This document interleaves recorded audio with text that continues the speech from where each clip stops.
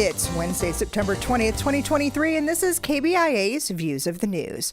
Our weekly roundtable on media behaviors comes to you from the Futures Lab studio at the Reynolds Journalism Institute. I'm Amy Simons, and here with me are my colleagues, Kathy Kiely and Luke Capizzo. On our program this week, after 15 years and a lot of hard work, Mexican journalist Emilio Gutierrez Soto gets asylum in the United States. Rolling Stone founder Jan Wenner axed from the Rock and Roll Hall of Fame after comments about black musicians and women. And it's the band everyone loves to hate, Nickelback. We're going to talk about the new documentary that was commissioned by the band. But we're going to start first with Kristen Welker's Meet the Press debut on Sunday morning on NBC. It was billed as an hour of must-see TV, a sit-down interview with Donald Trump.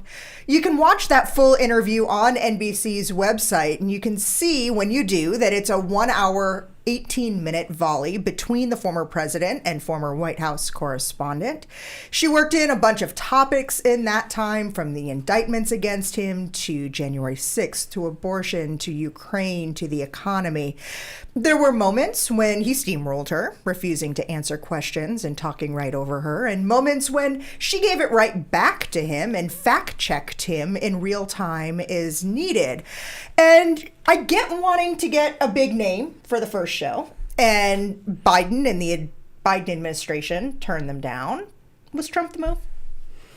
Well, second prize is a 2-hour sit-down interview. I mean, I just felt so sorry for Kristen Welker when I heard this, and I thought, you know, what a way. Sorry in what way?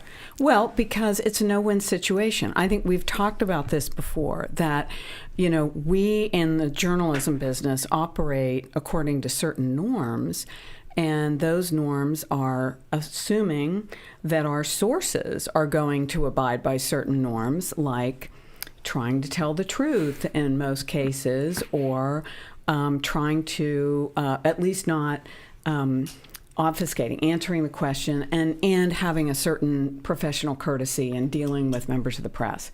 Trump doesn't do that. His refusal to do it over and over again means that he is,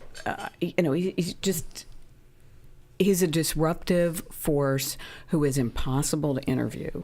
And it is impossible to maintain a level playing field there. And you end up platforming somebody who's a demagogue and a liar, and the journalist can't win.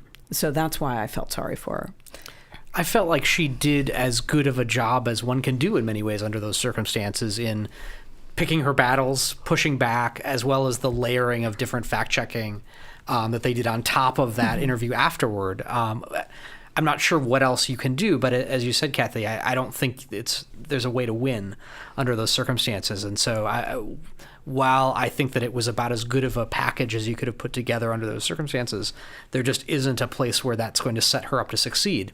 And I think it's particularly difficult for a venerable program like that to adjust enough to meet the demands of this kind of off-the-wall candidate. Meet the Press is the kind of avatar of journalistic norms, right? You know, and so and you have a new host who is trying to set a tone, and you just throw this big orange banana peel underneath her feet. Well, I just think it was a terrible thing to do. A lot of people asked me, what did I think and what do I see for this as the future of Meet the Press? And I said, I don't know. Ask me on Monday, or ask me a week from Monday, or 2 weeks from Monday. I don't think we can really say that this was the true beginning of the Kristen Welker era. No way, because when you put Donald Trump on a platform like that, it's all about Donald Trump. It is not about the interviewer. And, you know, just to be clear to our listeners, I don't think that, you know, this isn't a matter of like, we want the journalist to look good, or we just want a decent interview where there's some normalcy, and you just don't get that with Donald Trump. You don't. And so is it wise to try to put him on a platform like this and expect to get anything more than what you got, which is talking over somebody, telling a lot of lies that have to be fact-checked on air. It's like the little Dutch boy. You know, you might plug 15 holes, but then you get dumped more. on by the 16th, right, that you missed because there are just so many lies that you can't possibly keep up with them. It's really a difficult assignment for a journalist.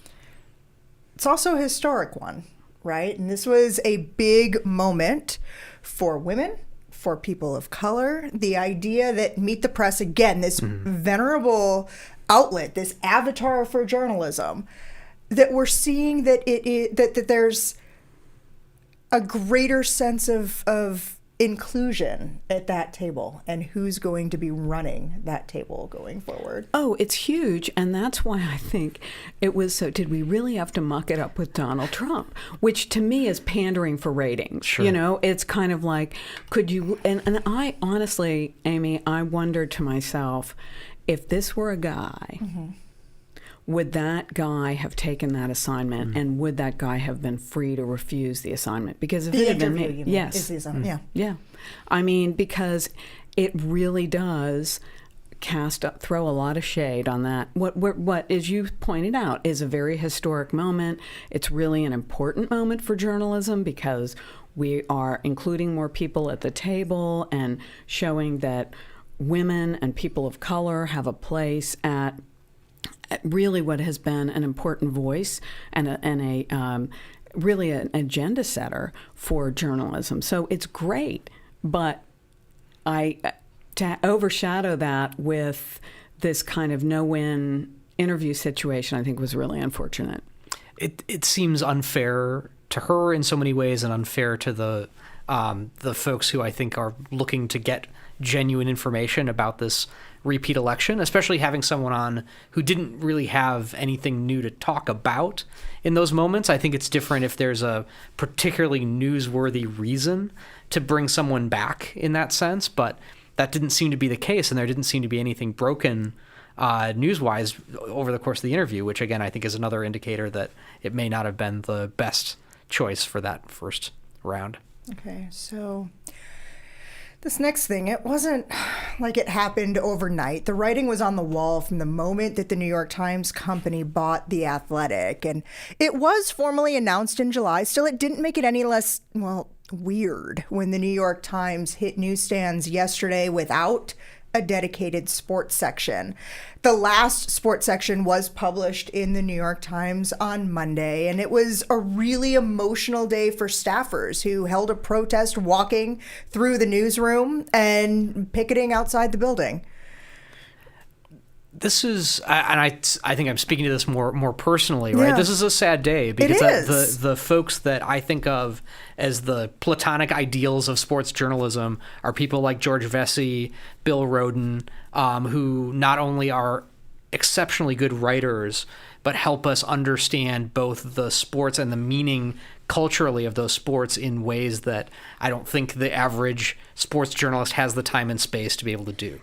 And so to see the loss of the institution that's nurtured that many folks for decades and decades and decades is frustrating. I was a former competitive figure skater and coach for many, many years, more than half my life. And I still look to Yuri Longman and Juliette McClure as folks who are covering those sports at a level that is much, much higher than the kind of normal Olympic drop in journalism, unfortunately, where we only You see it fly once in into a great whatever time. city the Olympics are in, and Exactly. nobody cares about Olympic sports outside of that. These are among the very, very few Yeah. people who, as an insider in that sport, I care about what their opinions are of what we're saying.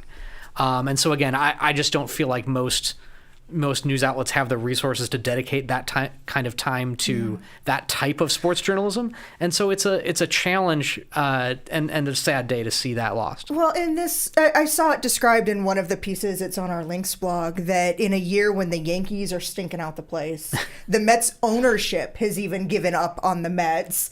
Now the New York Times' sports section goes away, which is the gut punch, and this is how it was written in this piece, for the literate sports fans of the New York region, that this really was a sports section that went beyond what you needed to know for your fantasy league, or the barroom coverage or conversations that are had in sports and among sports fans.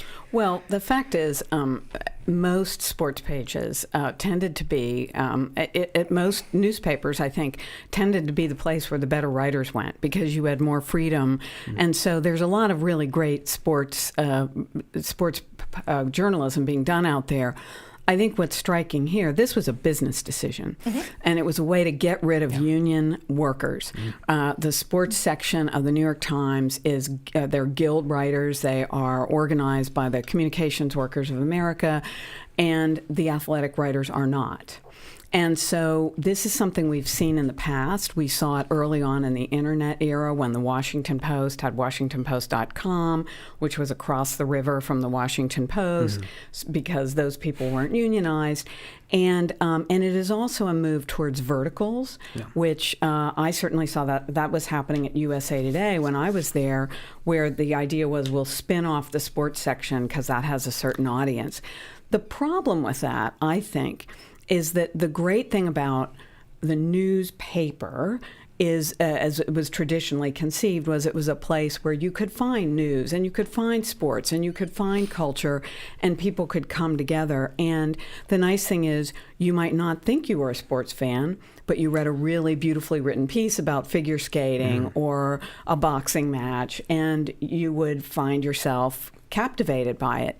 In a world of verticals, how are people going to serendipitously find those stories? And I think that's one of the big losses, and one that we in the business have to come to grips with and figure out how to fix that. I think, unfortunately, while The Athletic is able to provide resources toward in-depth reporting in sports, so there isn't necessarily a loss in terms of volume, they're based so much on a content creation model that I feel like you do lose quality. There's no way not to lose quality. There's no way not to lose insight.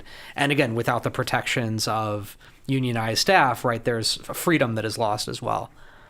Yeah, I think it's a blow. It's a blow to the New York Times. Okay. Speaking of freedom that was lost, I love a good segue. He doesn't know how I can sometimes capitalize on those. Speaking of freedom, Kathy, this next story was one that had us busting at the seams last week because you knew about it, but it was information that was under embargo. We're excited to share the news that Emilio Gutierrez Soto won his 15-year battle for asylum in the United States. Tell us about his case, about its development, and what this means now. Well, this was a big deal for me because I personally have worked on this case for 6 years. And of course, as you mentioned, for Emilio, it's been a 15-year saga. And, this is a case that I think really highlights how messed up our immigration system is. This is a journalist from Mexico who reported on corruption in his hometown, a small town called Asuncion in northern Mexico, and for that reason was harassed by the military and threatened with death. These are not threats that you take idly in Mexico, which is the most dangerous country for journalists outside of a war zone. And so he left with his then teenage son, came to the U.S. border to a port of entry and requested asylum. So he came in here legally. And that began a really long saga, too long to narrate here, but it involved 2 periods of detention for him. And it just was so difficult, even though he had the support of the Committee to Protect Journalists, Reporters Without Borders, the National Press Club. And we ended up, when I was helping the National Press Club, we ended up recruiting a law clinic at Rutgers to file a habeas corpus case to get him out. And the Bishop of El Paso was pleading for him. And the fact that it took that much and 15 years to get justice for what should be a really clear-cut case, I think says a lot, not only about the threats facing journalists, but also what is wrong with our immigration system, why aren't we putting all those resources on battling drug dealers and not trying to keep a journalist out of this country? It's insane. Yeah. I feel like, especially with the increasing threats to journalism, to journalists and their safety throughout the world, right? It's an important issue, and I hope that the novelty or the news value of his finally getting that after 15 years is able to open some more eyes in that direction. The other thing I would say is that if you want secure borders, which is the politics of immigration is what makes this so difficult, but if you want secure borders, support journalism, because the corruption that is driving so many people to leave their homes in Central America and in Mexico and in some South American countries, it's corruption. And that's what the journalists are trying to expose. And if you make it impossible for them to do that by giving them no exit, then the border situation gets worse. Let alone give people the opportunity to come in legally and have a fair case rather than that having gets to get decided to other means. in a reasonable amount of time. Exactly. Yes. So as we move on to our next topic, I'm going to kind of point to what Margaret Sullivan writes for The Guardian, that it's not shocking, or I'm sorry, it is shocking. It's not surprising. Jan Wenner, the founder of Rolling Stone magazine, has been removed from the Rock and Roll Hall of Fame. This happened after a New York Times story Friday in which Wenner was talking about his new book, which features interviews with 7 iconic musicians: Bono, Bob Dylan, Jerry Garcia, Mick Jagger, John Lennon, Bruce Springsteen, and Pete Townsend. 7 white men. When he was asked and really pressed about why he only included interviews with 7 white men, Wenner said that black and female musicians didn't, and this is his words, not mine, didn't articulate at the level of white musicians. The thing is here, though, racism and sexism in the music industry, it isn't a secret, and it hasn't been one going back to the height of Motown and straight through to today. But it also begs the question that if this is the attitude and the approach of the founder, or begs the question, if this is the attitude of the host, of the founder, how many people have been passed over or lost out on opportunities because they missed out on the sphere of influence that was Rolling Stone? It was really frustrating to read this article, and frustrating from the perspective of a music fan, frustrating from the perspective of a PR person Talk about that perspective part. who has been there when clients have been there.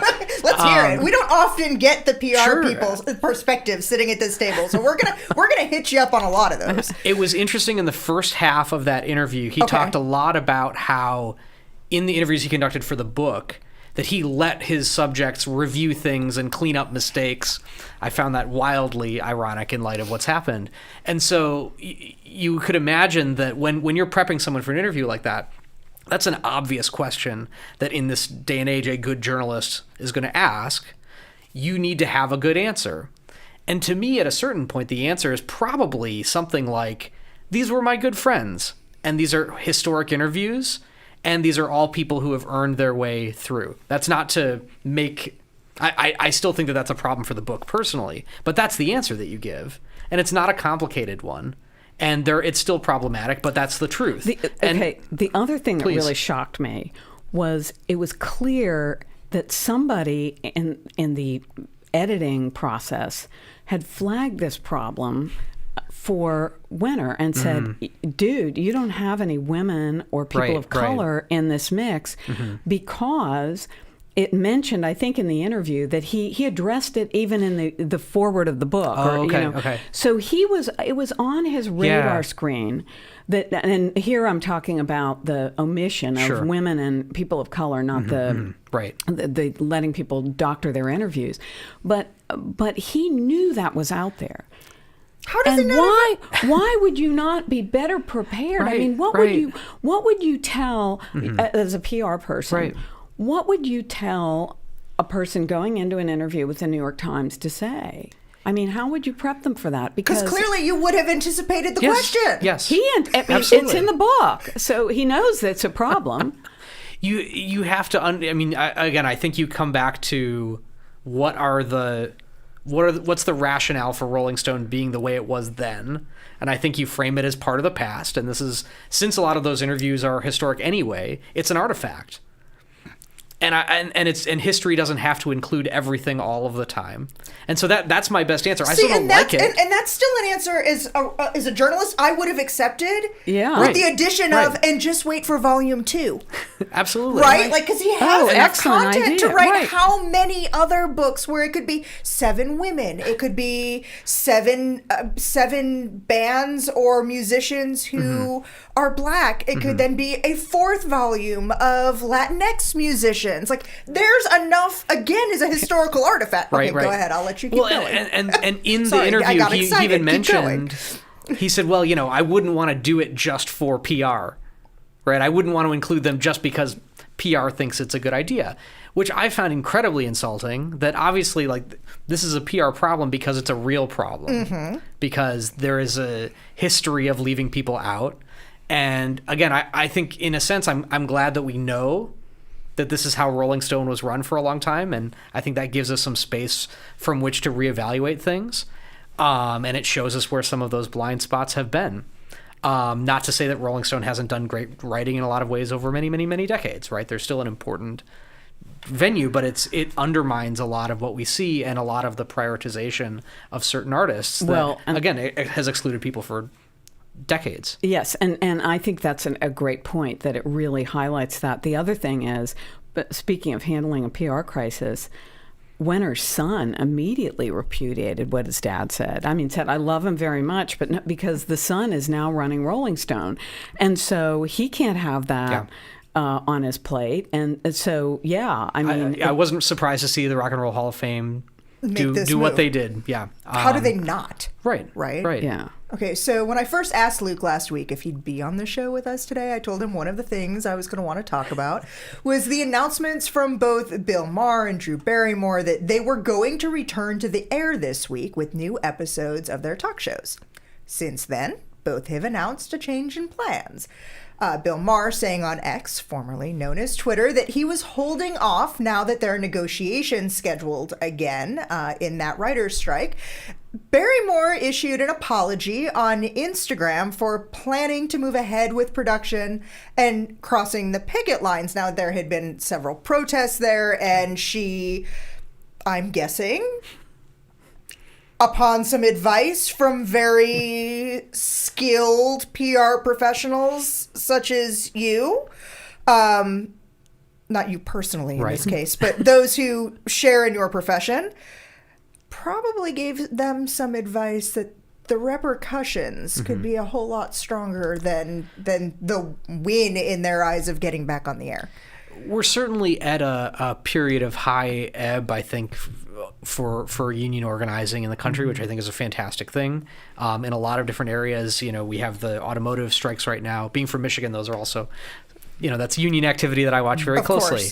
And I think that reflects this broader public sentiment and awareness coming out of the pandemic that, people's work lives matter. People need to have an understanding of how that fits holistically into their well-being. And that brings up all of these different aspects of things that unions have been at the forefront of for more than 100 years in the United States. And so I think that those who might not have sensed that shift fully, have leaned toward these potential first mover benefits of like, well, we could be the only daytime show on TV. Maybe that's competitively, that sounds really good. Right? Maybe if that's worth alienating a few people, but I think they underestimated the strength and veracity of those folks who are feeling the other way, and the solidarity that's really formed around a number of these different issues. Yeah, and I think the reason for both the union organization and a lot of these strikes and the support for them it's a broader cultural thing. It's a reaction against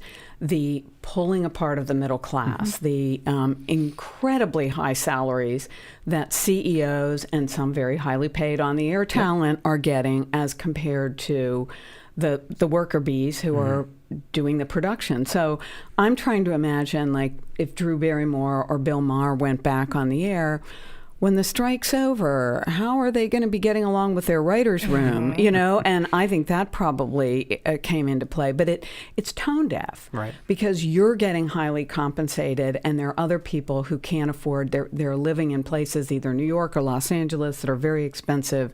So I think it's a response to that, and a good response. Okay, so anyone who knows me knows I have a pretty eclectic musical taste, and poor Luke is the faculty member who has the office next to me. And so he has unfortunately been having to listen to Nickelback for the last 2 days. And it's because of this story. It suddenly made me want to listen to Nickelback. It was about something that was in the New York Times, and I had to chuckle when I read the headline. Nickelback knows you hate them, and they want to talk about it. Back in the early 2000s, if you're not familiar, Nickelback got more radio airtime than any other band in North America. Only it was the band we all hated. Do you even know why? I didn't until I found this. No one talks about the studies that show that bad music makes people violent. Like Nickelback makes me want to kill Nickelback. That was from Brian Posehn, who you might recognize from The Big Bang Theory and The Sarah Silverman Show. That 10 seconds of video from the early 2000s. And now, all these years later, Nickelback is still a hit, drawing 10,000 people for a free show at the Toronto Film Festival. And that was 3.5 times as many people than were expected to attend. The band had their biopic documentary open at that festival. That's one of the reasons they had this free concert that all the people showed up to. One of the things that's really interesting, though, about this documentary, they commissioned it. So this isn't like the big let's remember Nickelback with nostalgia that somebody decided we needed to have out there. They decided this needed to be out there. So we've seen over the last couple of years this trend of looking back toward musicians from 10, 15, 20 years ago and reevaluating them, right? And so stories that I've read, include Hootie and the Blowfish. I was certainly among the millions who bought Cracked Review in 1990, whenever that was, right? Sheryl Crow, our own University of Missouri's own Sheryl Crow, who I was a big fan of back in her early work. If it makes you happy. Can't be that bad. Sorry, I interrupted. No, that's great. And I think that there's a lot of value for us culturally in thinking back and saying, well, how can we consider the ways in which these artists might have been slighted, right? And I have nothing wrong with that view looking back at Nickelback as well, thinking about them in that same way. It's just that maybe a little bit less meaningful when they're incentivizing it and paying for it themselves. It ain't the last waltz. Okay, the band. Okay. So I'm going to show my boomerism here. I had no clue until you showed me this, but I do think it's kind of funny and kind of cheekily Gen ironic. Xers over here having a moment. Right, yeah, but I thought it was funny that they did this, and so that would raise them a little bit in my estimation, that they were willing to take a satirical view of themselves. Okay, well, so one of the reasons that everybody loved to hate Nickelback, to fill in some of those outside of our generation, all of their music sounds the same. That's what it ultimately comes down to. Like, they found a pattern and they just ran with it, album after album. That's not Nickelback you're hearing, but that music does mean we are out of time for this week. Thank you for spending the last half hour with us. Read more about each of the topics we talked about on our links blog under the programs and the podcast tabs at kbia.org. We're also available wherever you get your podcast downloads, including iTunes, Spotify, and Stitcher. You can like us on Facebook or follow us on X, formerly known as Twitter. Our handle there is @ViewsOnKBIA. These are all great ways to watch, listen to the program again, leave comments, questions, see what we'll talk about next week, and more. Our thanks to Travis McMillan for directing today's show, to Kia Thomas for handling the audio, Tim Pilcher composed the theme music, and Nate Brown is our social media manager. I'm Amy Simons. We'll see you again next week.